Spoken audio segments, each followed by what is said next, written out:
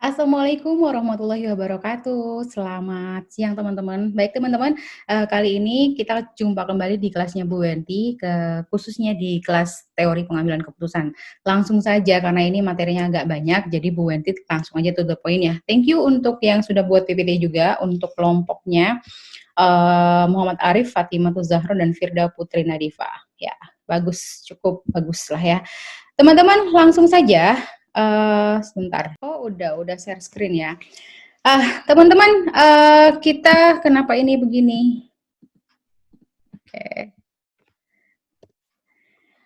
Di keputusan kompleks ini kita akan belajar berbagai macam situasi di mana keputusan kompleks ini adalah keputusan yang sangat bukan riwah ya, bukan rumit tapi ya kompleks gitu ya, banyak gitu ya. Jadi ketika kita belajar yang namanya keputusan kompleks itu tidak hanya keputusan lawan alam, berhadapan, dan yang kayak sebelum-sebelumnya, tapi lebih kompleks lagi, lebih komplit lagi, lebih banyak lagi. Kalau sebelumnya kita belajar dengan berhadapan dengan alam, zero sum game maupun non zero sum game, dan bersifat multi objektif serta strategi yang dilakukan oleh lawan memiliki banyak dimensi. Tapi kalau di sini kita lebih lagi, lebih daripada itu. Oke, baik teman-teman, langsung saja ketika kita belajar di lawan berhadapan dan lain sebagainya, ada yang namanya zero sum game dan teman-temannya semuanya. Dilema orang bercinta ya, garbage atau kaleng sampah, dan di sini ada juga teori-teori yang diberikan oleh para ahli, yaitu soft system metodologi dalam pengambilan keputusan kompleks. Ini adalah salah satu contohnya. Nah, bagaimana sih kinerjanya dari soft system metodologi SSM ini? Kita langsung aja teman-teman ya. Nah, pengambilan keputusan menghadapi situasi keputusan dan mempelajarinya secara tidak terstruktur, SSM yaitu pengambil keputusan menghadapi nih ya, pengambil keputusan menghadapi situasi keputusan dan mempelajarinya secara tidak terstruktur melalui apa yang dinamakannya dengan sebagai rich picture.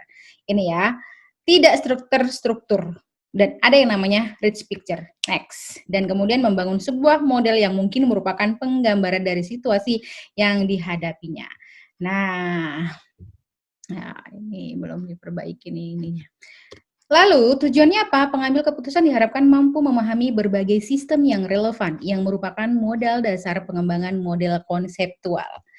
Nah, SSM kita langsung aja. Nah, dalam SSM ini kita juga akan dipertemukan dengan yang namanya tahap-tahapnya.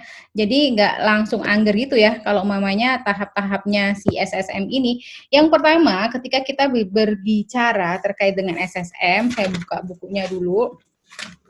Ya, biar sama nih pemahamannya. Metode SSM. Nah, di sini pendekatan permasalahan dengan menggunakan SSM membutuhkan 7 tahapan.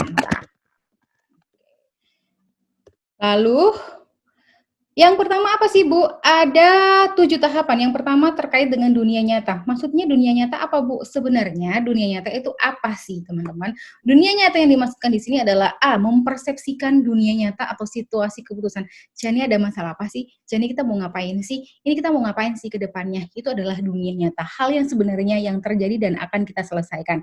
Misalnya, kita akan membahas terkait dengan evaluasi penjualan di bulan lalu. Nah, itulah yang disebut dengan dunia nyata.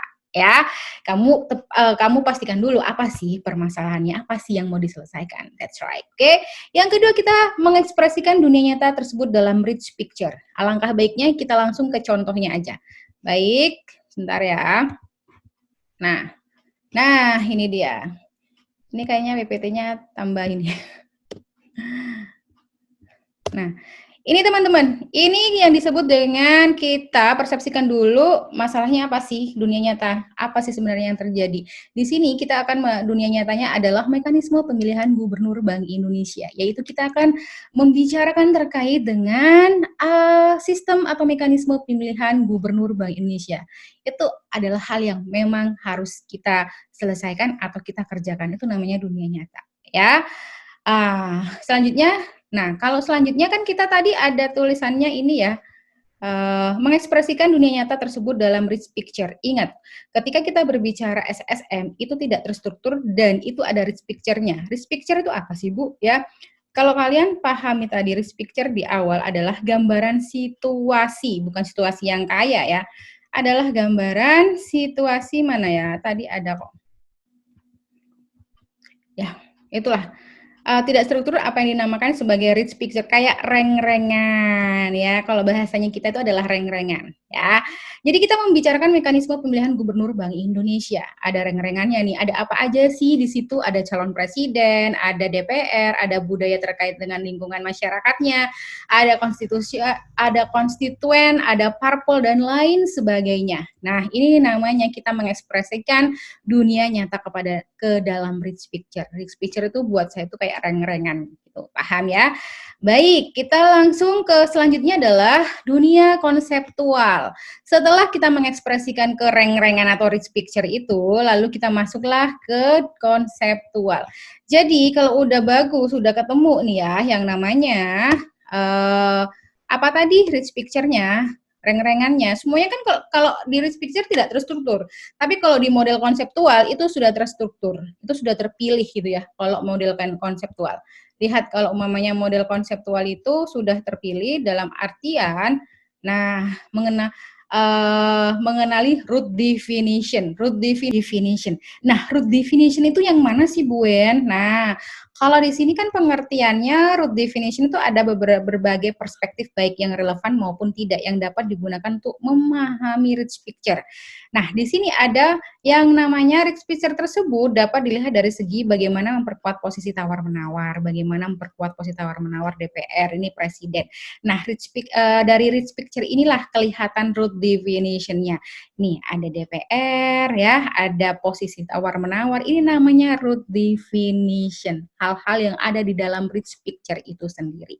Ya, nggak usah terlalu bingung ya. Oke, udah jelas ya. Lalu kita masuk lagi terkait dengan membangun model. Kalau udah dikenali dengan root definition-nya, udah buat reng-rengan itu di rich picture, buatlah yang namanya apa?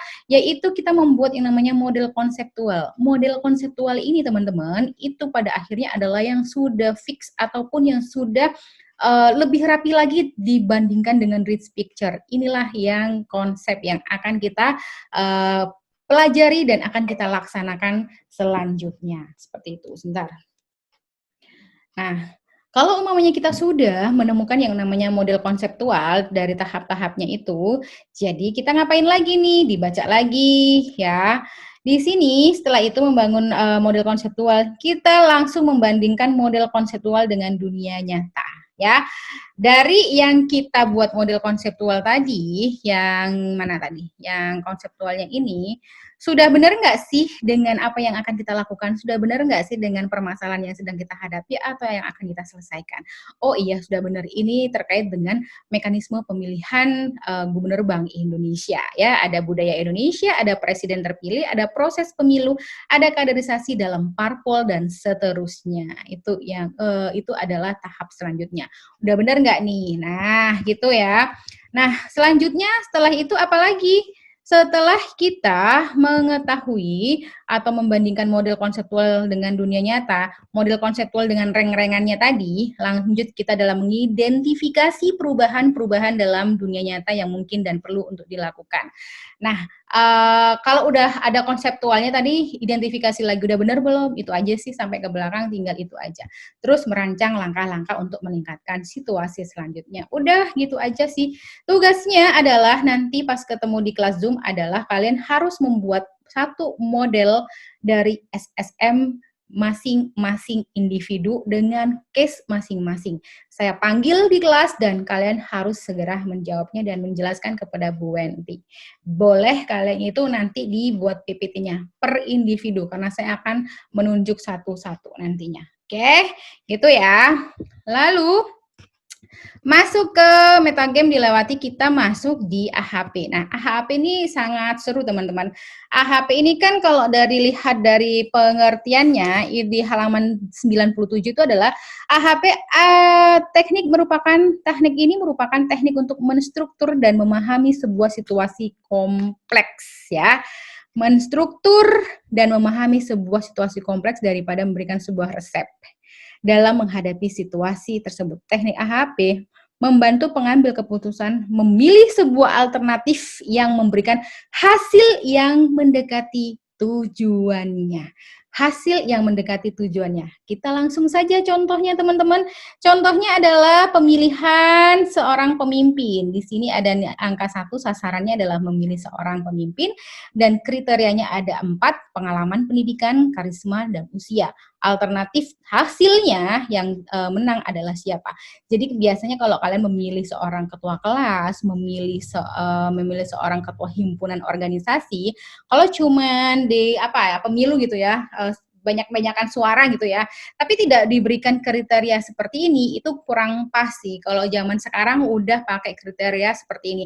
Boleh jadi kalau umpamanya kalian itu secara suara itu menang, tapi secara kriteria ternyata nggak memenuhi, bisa digeser sama lawan kalian yang mendekati dari kriterianya ini. Misalnya sekarang Tom, kriteria dari 4 kriteria dia cuman mengantongi 0,3. Dik 0,4, sedangkan Hari 0,1. Ya, jadi di sini jelas yang mendekati dari kriteria itu adalah Dik. Di sini kriterianya pengalamannya, pendidikannya, karismanya harus di atas 0,5. Pendidikan 0,1, karisma 0,27, usia 0, untuk usia 0,056. Bisa kalian ini ya. Di sini Dik itu Tom untuk pengalamannya 0,547. Untuk dan lain sebagainya lah. Ini kalian buat sendiri lah.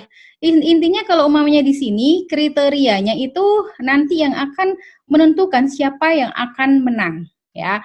Boleh kalian menentukan kriteria-kriteria sendiri, mau nanti jarak rumah, jarak apa gitu ya, IPK lah, pengalaman kerja, terserah kalian. Itu namanya dekomposisi masalah di analytical hierarchy proses. Jadi kalau cuma pakai pemilihan suara, kadang kan ada yang tidak suka, ada yang suka dan tidak suka pasti ya. Kalau mamanya pemilihan suara, kok ini yang menang sih, kok ini yang menang. Nah, kalau umamanya kalian mengikuti zamannya sekarang, trennya itu adalah memakai hal-hal yang seperti ini. Jadi enak gitu ya. Siapa pemilihannya itu selain dari suara gitu ya, dari pemungutan suara, juga diperlakukan yang namanya AHP ini yang mendekati dari sasaran. Itulah AHP.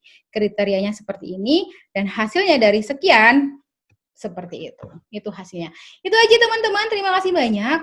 Untuk tugasnya hanya untuk SSM. Kalau ini kan terlalu gampang gitu kan ya. Ini terlalu gampang banget. Jadi tugasnya dari metodologi di metode SSM saja. Itu saja yang bisa saya sampaikan. Untuk yang selanjutnya saya jelaskan di kelas saja. Karena itu nanti saya pengen keaktifan kalian. Tetap yang bab selanjutnya harus materi yang selanjutnya harus dibaca ya. Yang prioritas lokal tetap harus dibaca. Tetap harus dibaca dan kita akan berdiskusi di kelas. Terima kasih banyak untuk hari ini dan Assalamualaikum warahmatullahi wabarakatuh.